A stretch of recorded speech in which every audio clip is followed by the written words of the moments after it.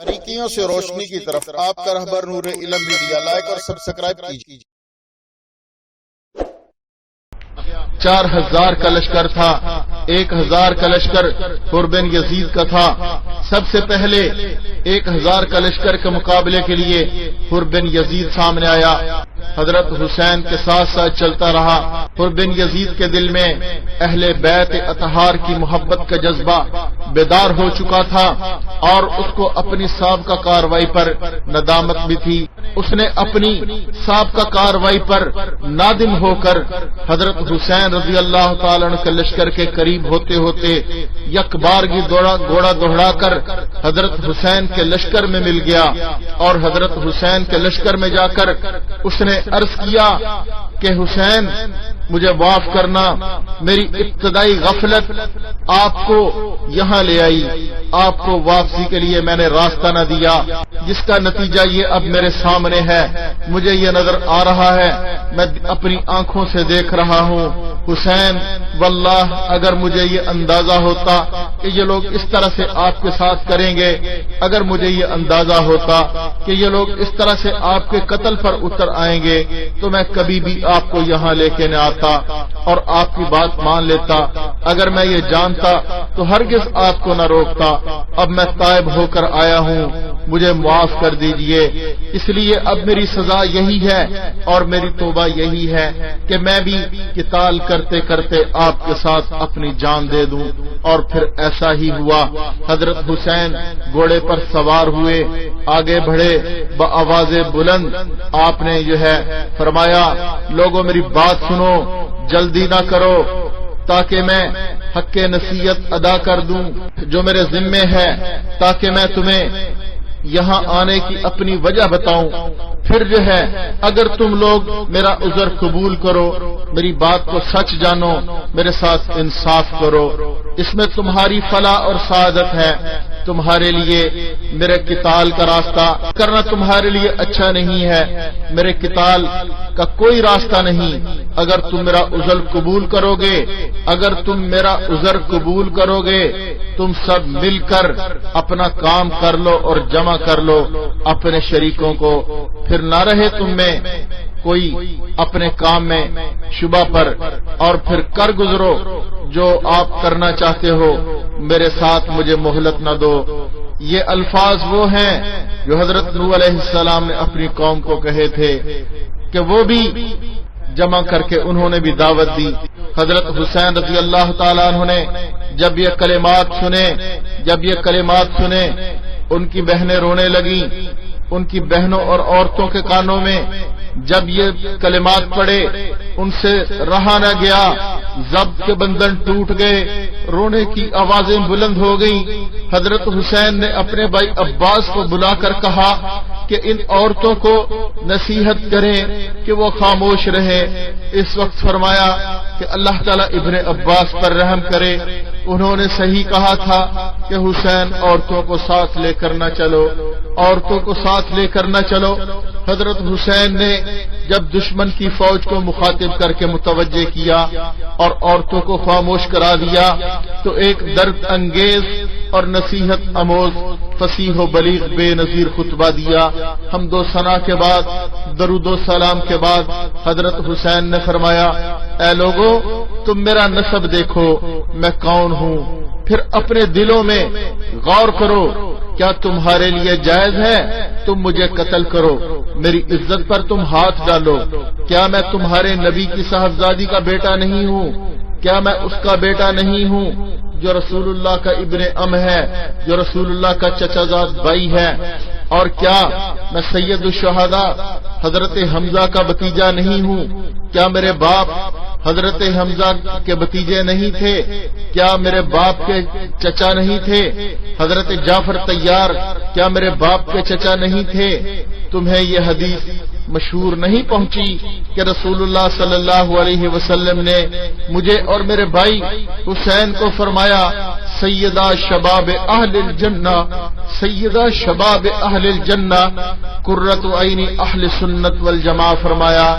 اگر تم میری بات کی تصدیق کرتے ہو، واللہ میری بات بالکل حق ہے، میں نے عمر بھر کبھی جھوٹ نہیں بولا، میں نے عمر بھر کبھی جھوٹ نہیں بولا جب سے معلوم ہوا ہے کہ اس سے اللہ ناراض ہوتا ہے۔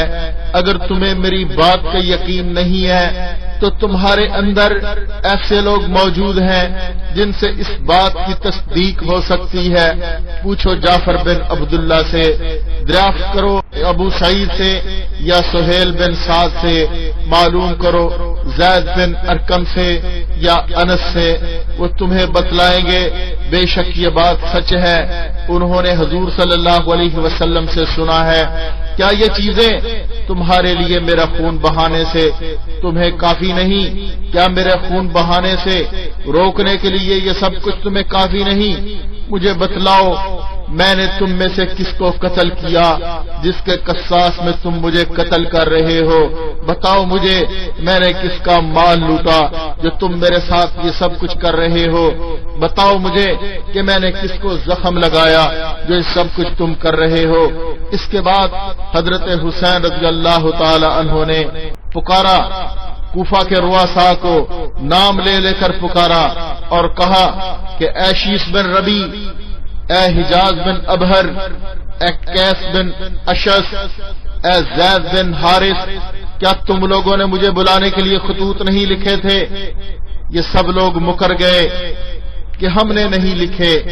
حضرت حسین نے فرمایا میرے پاس تمہارے خطوط موجود ہیں۔ اس کے بعد فرمایا اے لوگو، اگر تمہیں میرا آنا پسند نہیں مجھے چھوڑ دو، میں کسی ایسی زمین میں چلا جاؤں جہاں مجھے امن ملے۔ قیس بن اشس نے کہا آپ اپنے چچا زاد بھائی ابن زیاد کے حکم پر کیوں نہیں اتر آتے؟ ابن زیاد آپ کے چچا زاد بھائی ہیں، آپ کے ساتھ برا سلوک نہیں کریں گے۔ حضرت حسین نے فرمایا مسلم بن عقیل کے قتل کے بعد بھی تمہاری یہی رائے ہے کہ میں ابن زیاد سے ملوں؟ واللہ میں کبھی اس بات کو قبول نہیں کروں گا۔ یہ فرما کر حضرت حسین گھوڑے سے اترے اور اس کے بعد زہیر بن القین کھڑے ہوئے اور ان لوگوں کو نصیحت کرنے لگے کہ ظالموں، آل رسول کے خون سے باز آ جاؤ، اور بتلایا کہ اگر تم اپنی اس حرکت سے باز نہ آئے، ابن زیاد کا ساتھ دیا تو خوب سمجھ لو تم کو بھی ابن زیاد سے کوئی فلاح نہیں پہنچے گی، وہ تم کو بھی قتل کرے گا، تمہارے ساتھ بھی قتل و غارت کرے گا۔ ان لوگوں نے زہیر کو برا بلا کہا، ابن زیاد کی تعریف کی اور کہا کہ ہم تم سب کو قتل کر کے ابن زیاد کے پاس بھیج دیں گے۔ زہیر نے پھر کہا ظالموں، اب بھی ہوش میں آؤ، فاطمہ کے بیٹے سے سمیہ کا بیٹا تمہیں زیادہ محبوب ہو گیا۔ اگر تم ان کی امداد نہیں کرتے تو ان کو اور ان کے چچا زاد بھائی کو یزید کو آپس میں چھوڑ دو، وہ آپس میں نمٹ لیں۔ بخدا یزید بن معاویہ تم پر اس بات پر ناراض نہیں ہوگا، ان کو آپس میں ملنے دو۔ لیکن کیا ہوا؟ جب گفتگو طویل ہونے لگی تو یہ ظالم لعنتی جہنمی شمر ذی جوشن جو زہر میں بجھا ہوا تھا، جس کے دل میں خاندان نبوت کا بغض پل رہا تھا، اس ظالم نے کیا کیا کہ اس نے پہلا تیر چلا دیا، اس نے جنگ چھیڑ دی، اور پھر جتنے بھی اس کے ساتھ خط لکھنے والے تھے شیس بن ربی، ابن حجاز بن ابہر، قیس بن اشس، زید بن حارث، سب ان کے ساتھ شامل تھے۔ انہوں نے جو ہے جنگ چھیڑ دی تاکہ ہمارے خطوط جو ہیں کہیں وہ یزید تک نہ پہنچ جائیں، پھر ہماری خیر نہیں۔ یہ چاہتے تھے کہ ان خطوط کو بھی ضائع کر دیا جائے اور حسین کی یزید سے بھی ملاقات نہ ہو سکے، اور انہوں نے پھر تیر چلانا شروع کر دیے۔ اس کے بعد حر بن یزید جواب میں طائب ہو کر حضرت حسین کے لشکر میں شامل ہو گئے تھے۔ آگے بڑھے، لوگوں سے فرمایا، لوگوں سے خطاب کیا، اے اہل کوفہ، تم ہلاک اور برباد ہو جاؤ؟ کیا تم نے ان کو اس لیے بلایا تھا کہ وہ آ جائیں اور تم ان کو قتل کرو؟ کیا اس لیے تم نے خط لکھے تھے؟ یہ سب اپنے آپ کو شیعان علی کہتے تھے۔ آج جو قتل کرنے کے لیے شمر کے پیچھے کھڑے ہیں اور انہوں نے کہا کہ ہم اپنی جان مال آپ پر قربان کریں گے، آج تم ان کو قتل کرنا چاہتے ہو؟ کل تک تم اپنی جان مال قربان کرنے کے جان سے ان کو دیتے تھے، اب تم ہی ان کے قتل کے در پہ ہو، ان کو اس کی بھی اجازت نہیں دیتے۔ خدا کی طول و عرض زمین پر کہیں چلے جائیں جہاں ان کو اور اہل بیت کو امن ملے، ان کو تم نے قیدیوں کی مثل بنا لیا۔ دریائے فرات کا جاری پانی تم لوگوں نے ان پر بند کر دیا، جس کو آج یہودی اور نصرانی تو پی رہے ہیں، جس کو آج مجوسی تو پی رہے ہیں، بلکہ یہیں تک نہیں بلکہ اس علاقے کے خنزیر وہ تو پی رہے ہیں، وہ تو اس میں لوٹتے ہیں۔ اگر پانی بند ہے تو لخت جگر بطول پر بند ہے، نواسہ رسول حسین پر بند ہے، ان کے اہل بیت پر بند ہے۔ ان کے اہل بیت پیاس کی وجہ سے بے ہوش ہو رہے ہیں۔ تم نے محمد مصطفیٰ احمد مجتبیٰ کے بعد ان کی اولاد کے ساتھ اس طرح کا شرمناک سلوک کیا۔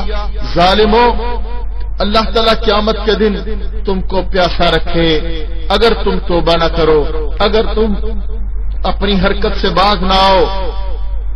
تم نے حسین پر پانی بند کر دیا، حسین کی آل پر پانی بند کر دیا۔ اب حر بن یزید بھی تیر پھینکنے لگے، حضرت حسین کے آگے کھڑے ہو گئے۔ حر بن یزید حضرت حسین کا دفاع کر رہے ہیں۔ اس کے بعد تیر اندازی کا سلسلہ شروع ہو گیا، دونوں طرف سے تیر برسنے لگے، گمسان کی جنگ شروع ہو گئی، فریق مخالف کے کافی لوگ مارے گئے، حضرت حسین کے رفقا بھی بعض شہید ہونے لگے۔ حر بن یزید نے حضرت حسین کے ساتھ کھڑے ہو کر شدید قتال کیا، بہت سے دشمنوں کو قتل کیا۔ مسلم بن اوسجہ زخمی ہو کر گر پڑے، حبیب بن مطہر ان کے پاس آ گئے اور کہا کہ جنت کی خوشخبری تمہارے لیے ہے، اگر میں یہ جانتا کہ میں بھی تمہارے پیچھے شہید ہونے والا ہوں تو تم سے تمہاری وصیت دریافت کرتا۔ انہوں نے کہا کہ ہاں ایک وصیت ہے، اور حسین کی طرف اشارہ کر کے کہا کہ جب تک زندہ ہو حسین کی حفاظت کرنا۔ اس کے بعد شقی اور بدبخت شمر نے چاروں طرف سے حضرت حسین رضی اللہ تعالی عنہ کے لشکر پر دھاوا بول دیا، ان کے رفقا پر دھاوا بول دیا۔ شمر لعین نے حضرت حسین کے رفقا کے ساتھ جو ہے مقابلہ کیا۔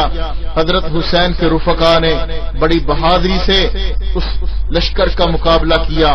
کوفہ کے لشکر پر جس طرف حملہ کرتے میدان صاف ہو جاتا۔ حضرت حسین کے رفقا بڑی بہادری سے لڑ رہے تھے۔ جب عروہ بن کیس نے یہ حالت دیکھی تو عمر بن سعد سے مزید کمک طلب کی۔ شیس بن ربی نے کہا کہ تم کیوں آگے نہیں بڑھتے؟ اس وقت شیس سے رہا نہ گیا اور کہا کہ تم سب گمراہ ہو، ابن علی جو اس وقت روئے زمین پر تم سب سے بہتر ہے، اس سے قتال کرتے ہو، سمیہ زانیہ کے لڑکے ابن زیاد کا ساتھ دیتے ہو۔ عمر بن سعد نے جو کمک تازہ دم 500 سپاہی بھیجے، وہ آ کر مقابلہ کے لیے ڈٹ گئے۔ اصحاب حسین نے ان کا بھی انتہائی بہادری اور جرت سے مقابلہ کیا۔ وہ لوگ بھی اپنے گھوڑے میدان میں چھوڑ کر بھاگ گئے، اور اس وقت جو ہے حر بن یزید نے سخت قتال کیا۔ اب دشمنوں نے کیا کیا، ابن زیاد کے لشکر نے کیا کیا، شمر کے لشکر نے کیا کیا کہ دشمن نے اہل بیت کے خیموں کو آگ لگانا شروع کر دی۔ اہل بیت کے خیموں کو آگ لگانا شروع کر دی۔ گمسان کی جنگ ہو رہی تھی، ظہر کا وقت قریب تھا۔ حضرت حسین کے اکثر رفقا شہید ہو چکے تھے، دشمن کے دستے حضرت حسین کے قریب پہنچ چکے تھے۔ ابو شمامہ سائدی نے عرض کیا، میری جان آپ پر قربان ہو، میں چاہتا ہوں کہ آپ کے سامنے قتل کیا جاؤں، لیکن یہ دل چاہتا ہے کہ ظہر کی نماز کا وقت ہو چکا ہے، نماز ظہر ادا کر کے اپنے پروردگار کے سامنے جاؤں۔ حضرت حسین نے بآواز بلند جنگ کو ملتوی کرنے کا کہا کہ ہم نماز پڑھنا چاہتے ہیں۔ ایسی گمسان کی جنگ میں کون سنتا تھا؟ طرفین سے قتل و قتال جاری تھا۔ ابو شمامہ اسی حالت میں شہید ہو گئے۔ اس کے بعد حضرت حسین نے اپنے چند اصحاب کے ساتھ نماز ظہر صلاۃ خوف کے مطابق ادا کی۔ نماز کے بعد پھر قتال شروع ہو گیا۔ اب یہ لوگ حضرت حسین تک پہنچ چکے تھے۔ حنفی حضرت حسین کے سامنے آ کر کھڑے ہو گئے۔ سب تیر اپنے بدن پر کھاتے رہے، یہاں تک کہ زخموں سے چور ہو کر گر گئے۔ اس وقت ظہیر بن لکین نے حضرت حسین کی مدافعت میں سخت قتال کیا، یہاں تک کہ ظہیر بھی شہید ہو گئے۔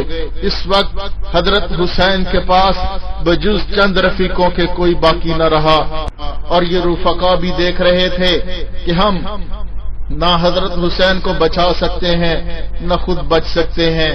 تو اب ان میں سے ہر شخص کی یہ خواہش تھی کہ حسین کے سامنے پہلے شہید ہو جائے، اس لیے کہ ہر شخص نہایت شدت شجاعت سے مقابلہ کر رہا تھا۔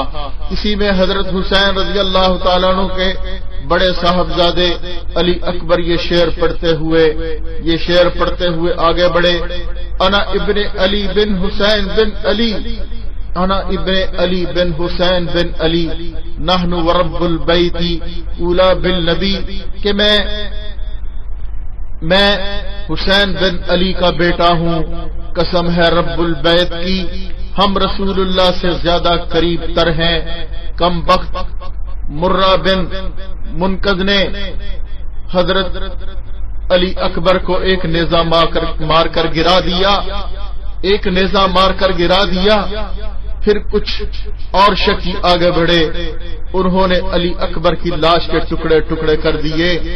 حضرت حسین کے بڑے بیٹے علی اکبر کی لاش کے ان کے سامنے ٹکڑے ٹکڑے کر دیے، اور کہا کہ خدا اس قوم کو برباد کرے جس نے تجھے قتل کیا۔ حضرت حسین نے بد دعا دی کہ اللہ اس قوم کو برباد کرے کہ جس نے میرے بیٹے علی اکبر کو قتل کر دیا۔ یہ لوگ اللہ کے معاملہ میں کیسے بے خوف ہیں، اب تیرے بعد زندگی پر خاک ہے۔ حضرت حسین ان کی لاش اٹھا کر خیمہ کی طرف لاتے ہیں۔ عمر بن سعد نے قاسم بن حسن کے سر پر، حضرت حسن کے بیٹے کے سر پر تلوار ماری، وہ گر گئے۔ ان کے منہ سے نکلا اماں کہ چچا۔ حضرت حسین دوڑ کر ان کو سنبھالنے کے لیے میدان کربلا کی طرف بڑھتے ہیں۔ عمر پھر تلوار سے حملہ کرتا ہے اور کوہنی تک ان کا ہاتھ کٹ گیا۔ حضرت حسین اپنے بھتیجے قاسم کو بھی شہید ہوتے اپنی آنکھوں کے سامنے دیکھتے ہیں۔ حضرت حسین اپنے بیٹے علی اکبر کے بعد اپنے بیٹے قاسم کی لاش اپنے کندھے پر اٹھا کر اپنے بیٹے کے ساتھ دوسرے اہل بیت کے برابر ان کو بھی لٹا دیتے ہیں۔ اب حسین تنہا تقریباً بے یار و مددگار رہ گئے، لیکن ان کی طرف بڑھنے کی کسی کو ہمت نہ تھی۔ اسی طرح بہت دیر تک یہی کیفیت رہی، جو شخص بھی حضرت حسین کی طرف بڑھتا اسی طرف لوٹ جاتا۔ حضرت حسین کے قتل اور اس گناہ کو اپنے سر لینے کے لیے کوئی تیار نہیں تھا، یہاں تک کہ قبیلہ کندہ کا ایک شقی القلب مالک بن نصیر آگے بڑھا حضرت حسین کے سر پر تلوار سے حملہ کرتا ہے۔ آپ شدید زخمی ہو گئے، اپنے چھوٹے صاحبزادے عبداللہ کو بلایا اور گود میں بٹھا لیا، حضرت حسین نے اپنی گود میں بٹھا لیا۔ بنی اسد کے ایک بد نصیب نے ان کو بھی تیر مار کر ہلاک کر دیا۔ حضرت حسین کے اس چھوٹے بیٹے عبداللہ کو بھی تیر مار کر ہلاک کر دیا۔ اس معصوم بچے کا خون لے کر حضرت حسین رضی اللہ تعالی عنہ نے زمین پر بکھیر دیا اور دعا کی، یا اللہ تو ہی ان ظالموں سے ہمارا انتقام لے، تو ہی ان ظالموں سے ہمارا انتقام لے۔ اس وقت حضرت حسین کی پیاس حد کو پہنچ چکی تھی۔ آپ پانی پینے کے لیے دریا فرات کی طرف بڑھتے ہیں، فرات کے قریب پہنچ گئے۔ ظالم حسین بن نبیر نے آپ کے منہ پر نشانہ کر کے تیر پھینکا، جو آپ کو لگا۔ دہن مبارک سے خون کا فوارہ پھوٹا، خون جاری ہو گیا۔ انا للہ و انا الیہ راجعون۔ اس کے بعد شمر ملعون نے 10 آدمی ساتھ لیے حضرت حسین کی طرف بڑھتا ہے۔ حضرت حسین شدت پیاس اور اتنے زخموں کے باوجود دلیرانہ مقابلہ کر رہے تھے۔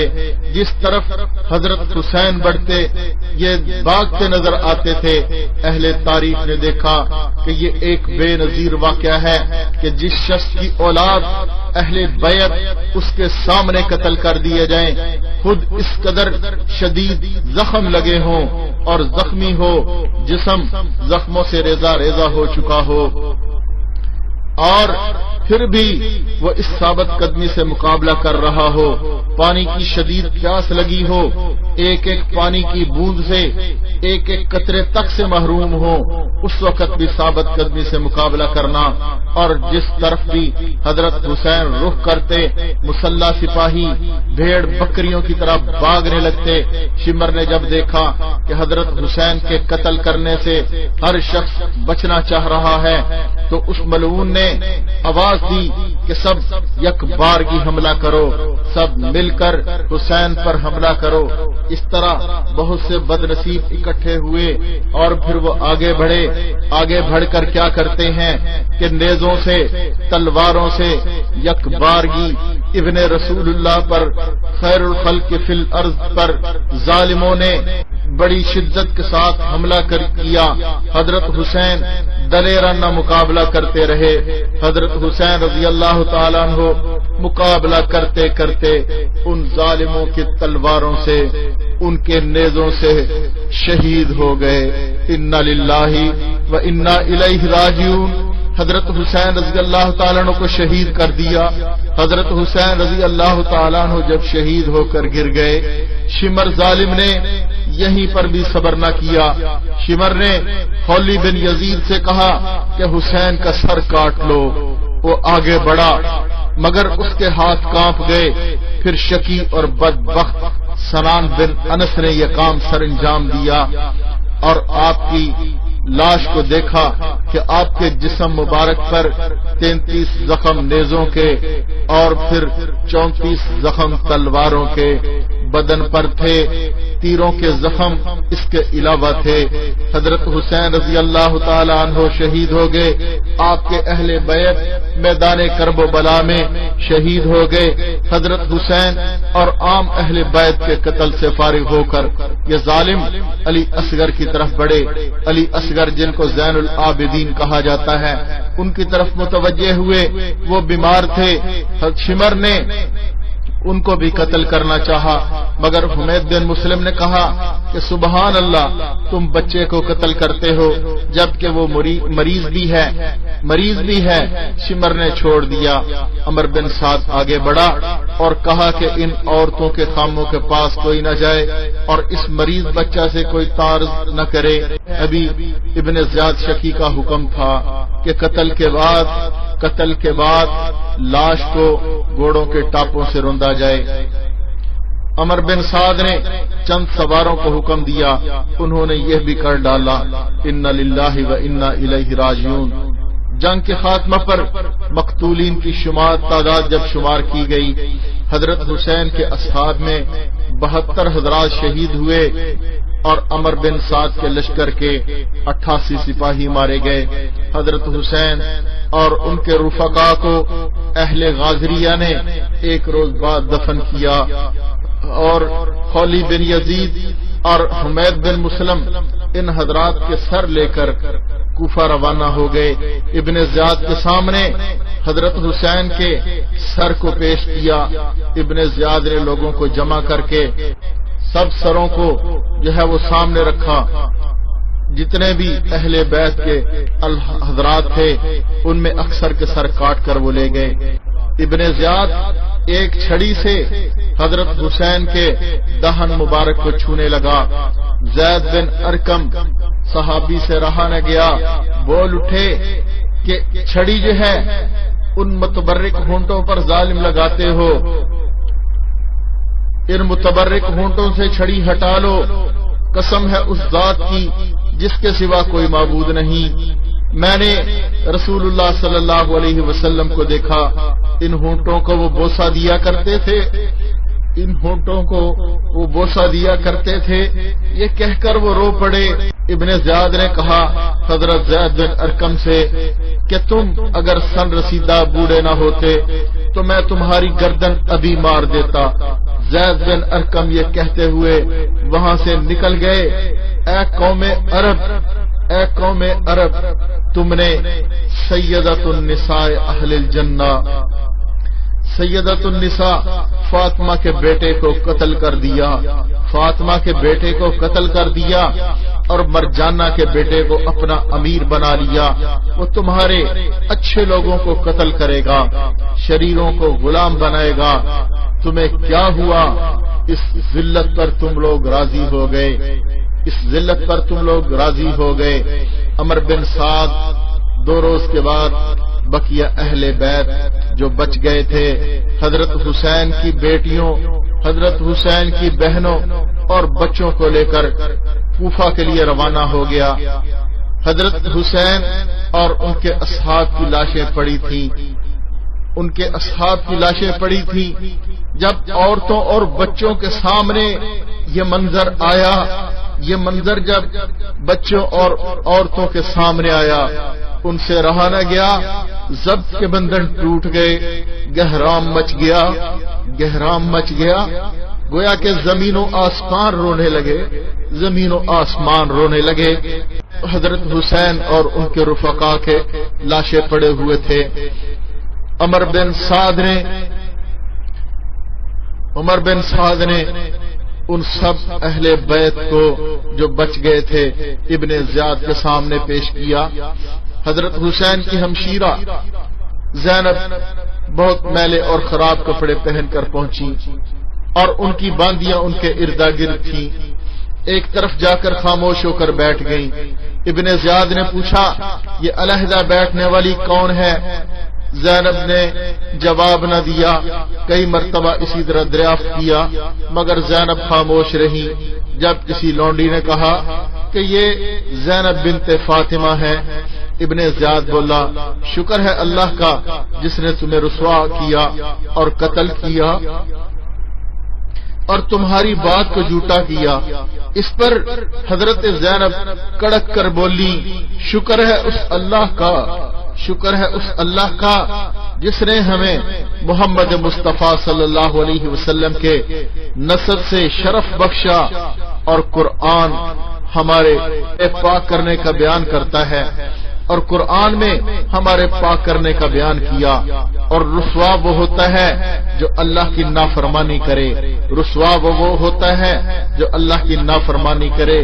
یہ حضرت فاطمہ کی بیٹی، حضرت حسین کی شیر دل بہن حضرت زینب نے کڑک کر جب جواب دیا، ابن زیاد غصے میں آ گیا۔ ابن زیاد نے غصے میں آ کر کہا اللہ نے مجھے تمہارے غیظ سے شفا دی، تمہارے سرکش کو ہلاک کیا۔ زینب کا دل بھر آیا، زینب کا دل بھر آیا، رونے لگی اور کہا کہ تو نے ہمارے سب چھوٹے بڑوں کو قتل کر دیا، تو تو نے ہمارے سب چھوٹے بڑوں کو قتل کر دیا، اگر تیری یہی شفا ہے تو تو شفا سمجھ لے، اگر تیری یہی شفا ہے تو اس کو اپنی شفا سمجھ لے۔ اس کے بعد ابن زیاد علی اصغر کی طرف متوجہ ہوا، ان کا نام پوچھا، بتلایا کہ علی نام ہے۔ اس نے کہا وہ تو قتل کر دیا گیا۔ علی اصغر نے بتلایا وہ میرے بڑے بھائی تھے، ان کا نام علی اکبر تھا۔ ابن زیاد نے ان کو بھی قتل کرنے کا ارادہ کیا تو علی اصغر نے کہا میرے بعد ان عورتوں کو کون کفیل ہوگا۔ ادھر سے حضرت زینب ان کی پھوپھی ان پر لپٹ گئی اور کہنے لگی اے ابن زیاد، اب تک تمہاری ہمارے خون سے پیاس نہیں بجھی، اے ظالم ابھی تک تمہاری ہمارے خون سے پیاس نہیں بجھی، میں تجھے خدا کی قسم دیتی ہوں اگر تو ان کو قتل کرے تو ہم کو بھی اس کے ساتھ قتل کر دے، ہمیں بھی اس کے ساتھ قتل کر دے۔ علی اصغر نے فرمایا اے ابن زیاد، اگر تیرے اور ان عورتوں کے درمیان کوئی قرابت ہے تو ان کے ساتھ کسی صالح متقی مسلمان کو بھیجنا جو اسلام کی تعلیم کے مطابق ان کی رفاقت کرے۔ یہ سن کر ابن زیاد نے کہا کہ اچھا اس لڑکے کو چھوڑ دو، خود اپنی عورتوں کے ساتھ جائے۔ اس کے بعد ابن زیاد نے ایک نماز کے بعد خطبہ دیا جس میں حسین اور حضرت علی پر سب و شتم کیا۔ مجمع میں عبداللہ بن عفیف ازدی بھی تھے، کھڑے ہو گئے جو نابینا تھے، ہما وقت مسجد میں رہتے تھے۔ کہا اے ابن زیاد تو کذاب بن کذاب ہے، تو انبیاء کی اولاد کو قتل کرتا ہے، صدیقین کسی باتیں بناتا ہے۔ ابن زیاد نے ان کو گرفتار کرنا چاہا تو ان کے قبیلے کے لوگ ان کو چھڑانے کے لیے کھڑے ہو گئے، لہذا ان کو چھوڑ دیا گیا۔ ابن زیاد کی شقاوت نے اسی پر بس نہیں کیا بلکہ حکم دیا کہ حسین کے سر کو ایک لکڑی پر رکھ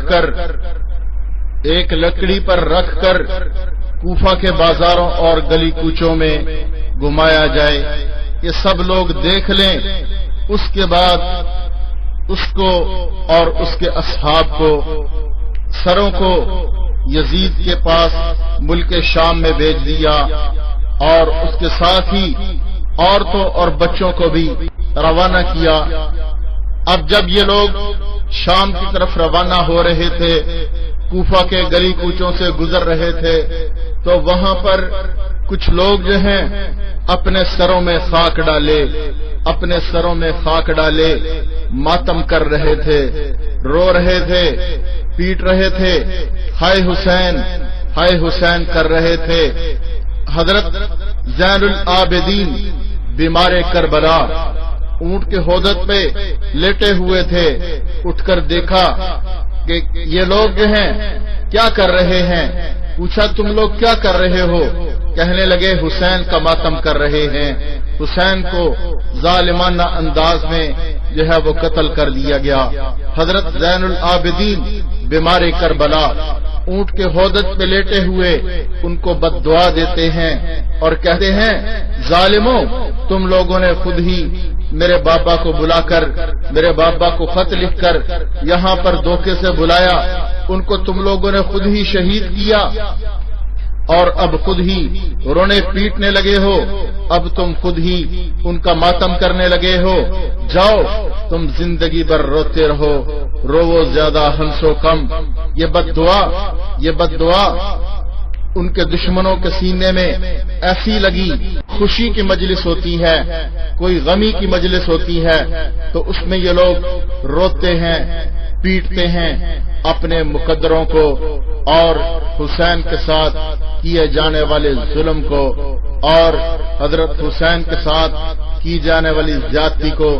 آج ان لوگوں کا یہی سب سے بڑا مشغلہ ہے اور یہی ان کی عبادت بن چکی ہے کہ حسین کو پیٹیں، حسین کو روئیں، زندہ و جاوید کا ماتم نہیں کیا جاتا۔ حسین اہل سنت تھے، ان کو بلایا، مسلم بن عقیل کے ہاتھ پر بیعت کی، بعد میں غداری کی، غداری کرنے کے بعد حضرت حسین کو خط جو لکھے ان کو چھپانے کے لیے حضرت حسین کو نہتے جو ہے کرب و بلا کی وادیوں میں شہید کر دیا۔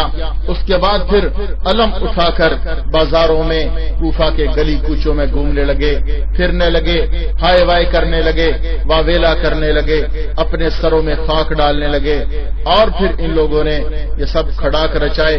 اس کے بعد پھر یہی تک نہیں بلکہ سلمان بن زرد جس کے مکان پر 12 دفعہ میٹنگیں ہوتی رہیں وہ بھی اس قتل میں شامل تھا، مختار سقفی فتنہ ہی فتنہ وہ بھی شامل تھا۔ یہ سب لوگ جو ہیں پھر حسین کی قبر پر جا کے کھڑے ہوتے ہیں، توبہ کرتے ہیں کہ حسین آپ کے قتل سے توبہ کرتے ہیں، بہت ظلم ہو گیا، آپ کے ساتھ بہت زیادتی ہو گئی، اور پھر جو ہے توابین کے نام سے جماعت تشکیل دیتے ہیں۔ اس کے بعد پھر یہ اپنی منافقت کے نئے کھڑاک رچاتے ہیں اور اسلام کے اس مضبوط قلعے میں جو ہے دراڑے ڈالنے کی کوشش کرتے ہیں۔ حضرت حسین کی شہادت کے بعد ان کا سر جب شام کی طرف بھیج دیا گیا اور اس کے ساتھ عورتوں اور بچوں کو بھی روانہ کیا گیا۔ یہ لوگ شام پہنچے، انعام کے شوق میں حر بن قیس جو ان کو لے کر گیا تھا فوراً یزید کے پاس پہنچا۔ یزید نے پوچھا کہ کیا خبر ہے؟ اس نے کہا کہ میدان کربلا کے مارکہ کی تفصیل بتلا کر کہا کہ امیر المومنین کو بشارت ہو، فتح مکمل حاصل ہو چکی، سب مارے گئے اور ان کی یہ عورتیں اور یہ بچے حاضر ہیں۔ یہ سن کر یزید کی آنکھوں سے آنسو بہنے لگے اور اس نے کہا کہ تم نے اگر اطاعت ہی کرنا تھی تو اتنا ہی میں چاہتا تھا کہ حسین کو بغیر قتل کیے گرفتار کر لو، حسین کو بغیر قتل کیے گرفتار کر لو، تم نے حسین کو کیوں قتل کیا؟ اللہ تعالیٰ ابن سمیہ کے بیٹے پر لعنت کرے، ابن سمیہ پر یعنی ابن زیاد پر لعنت کرے کہ اس نے جو ہے ان کو قتل کرا دیا، حسین کو قتل کرا دیا۔ خدا کی قسم اگر میں وہاں ہوتا تو حسین کو معاف کر دیتا، اللہ تعالیٰ حسین پر رحم کرے، یہ کہا، اور اس شخص کو اس نے کوئی انعام نہ دیا۔ سر مبارک جس وقت یزید کے سامنے رکھا گیا تو یزید کے ہاتھ میں ایک چھڑی تھی، حضرت حسین کے دانتوں پر چھڑی لگا کر حسین بن حمام کے یہ شعر پڑھنے لگا، کہنے لگا کہ یہ ہماری قوم نے ہمارے ساتھ انصاف نہ کیا تو پھر ہماری چونکاں یعنی تلواروں نے انصاف کیا، جنہوں نے ایسے مردوں کے سر پھاڑ دیے جو ہم پر سخت تھے اور وہ تعلقات قطع کرنے والے ظالم تھے۔ ابو زہرہ اسلمی رضی اللہ تعالیٰ عنہ موجود تھے۔ آپ نے کہا اے یزید اپنی چھڑی حسین کے دانتوں پر نہ لگاؤ، تم حسین کے دانتوں پر کیوں چھڑی لگاتے ہو؟ میں نے 12 دفعہ حضور صلی اللہ علیہ وسلم کو دیکھا تھا کہ وہ حسین کے لبوں کو بوسہ دیا کرتے تھے۔ اے یزید قیامت کے روز تو آئے گا تو تیری شفاعت ابن زیاد ہی کرے گا، حسین آئیں گے تو ان کے شفیع محمد مصطفیٰ ہوں گے۔ یہ کہہ کر ابو زہرہ مجلس سے نکل گئے اور یزید کی بیوی ہندہ بنت عبداللہ نے جب یہ خبر سنی کہ حضرت حسین کو قتل کر دیا گیا، یہ خبر سنی حضرت حسین قتل کر دیے گئے اور ان کا سر لایا گیا، وہ کپڑا اوڑھ کر باہر آئی اور کہنے لگی امیر المومنین کیا بنت رسول اللہ کے ساتھ یہ معاملہ کیا گیا؟ کیا بنت رسول اللہ کے ساتھ یہ معاملہ کیا گیا؟ کہ اس نے کہا کہ ہاں خدا ابن زیاد کو ہلاک کرے۔ یزید نے کہا کہ خدا ابن زیاد کو ہلاک کرے، اس نے یہ جلدی کر ڈالا۔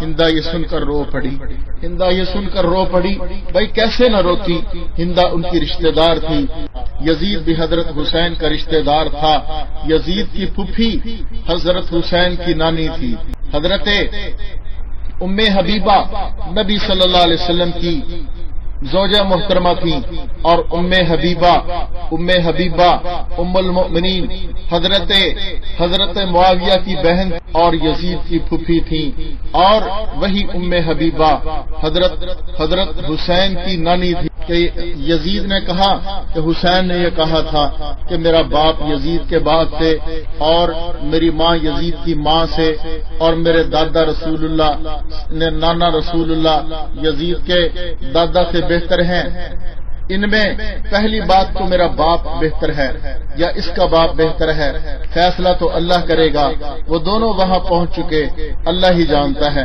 اس نے کس کے حق میں کیا فیصلہ کرنا ہے۔ دوسری بات یہ کہ اس کی ماں حسین کی ماں میری ماں سے بہتر ہے، میں قسم کھاتا ہوں، بے شک صحیح ہے کہ ان کی والدہ فاطمہ ہے میری والدہ سے بہتر ہیں۔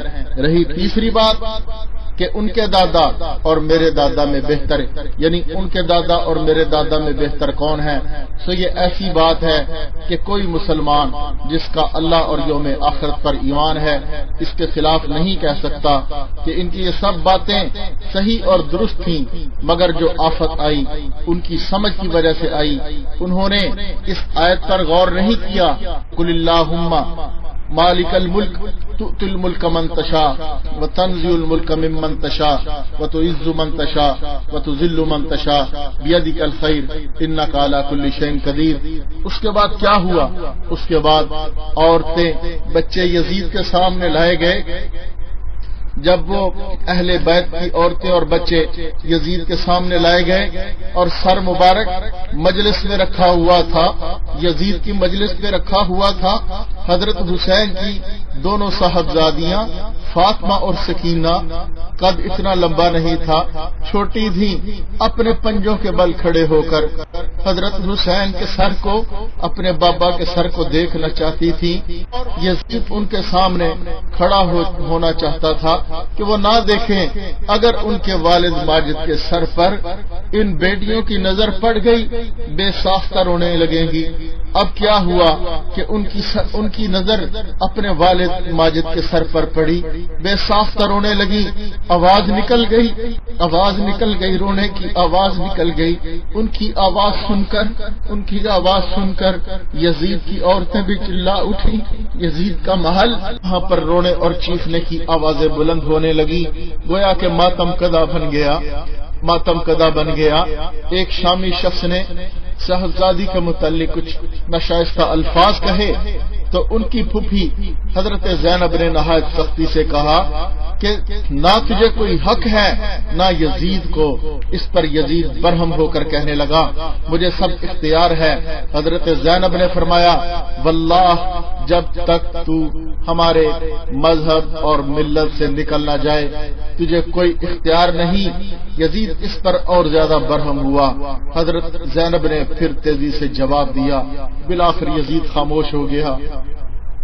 اس کے بعد ان کو زران خانہ میں اپنی عورتوں کے پاس یزید نے بھیج دیا۔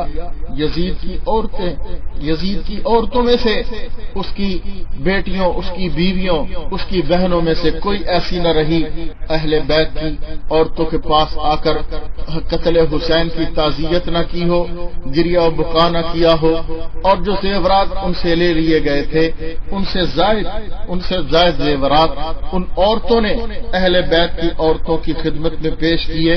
اس کے بعد جب حضرت علی اصغر کو ہتھکڑیوں اور بیڑیوں میں سامنے لایا گیا، انہوں نے سامنے آ کر کہا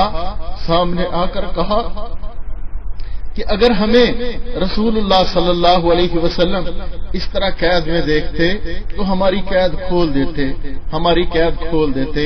یزید نے کہا کہ سچ ہے، قید کھولنے کا حکم دے دیا۔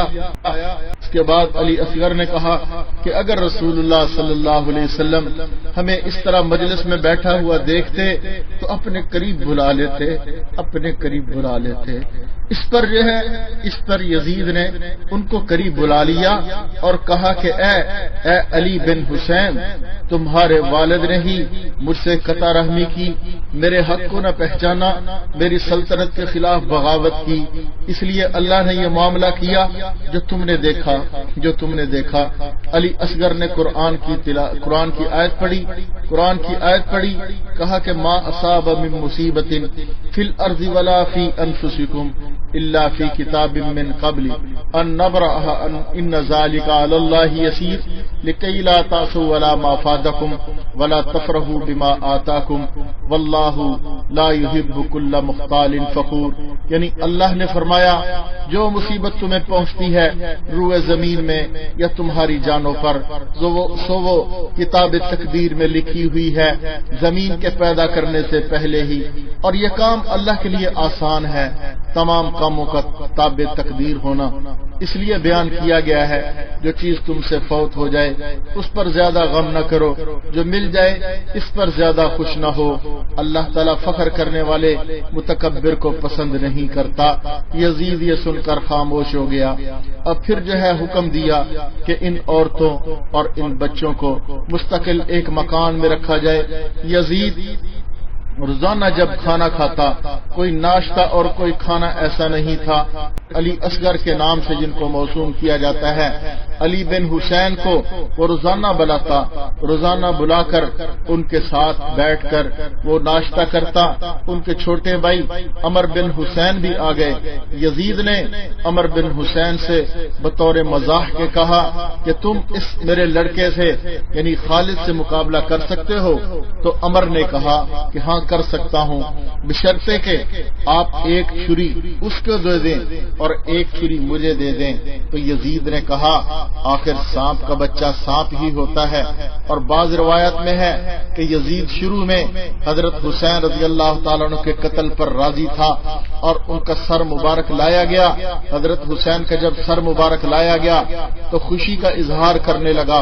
اس کے بعد جب یزید نے بدنامی کے ڈر سے کہ سارے عالم میں میری بدنامی ہو جائے گی، میری ناک کٹ جائے گی، یہ میرے دامن پر جو دبا لگ گیا ہے یہ سارے عالم اسلام میں پھیل جائے گا، بہت نادم ہوا اور کہنے لگا کہ کاش میں تکلیف اٹھا لیتا، کاش میں تکلیف اٹھا لیتا، حسین کو اپنے ساتھ اپنے گھر میں رکھتا، حسین کو اختیار دے دیتا، وہ جو چاہیں کریں، اگرچہ میرے اقتدار کو نقصان پہنچتا، کیونکہ رسول اللہ صلی اللہ علیہ وسلم کا اور ان کا قرابت کا حق یہی تھا۔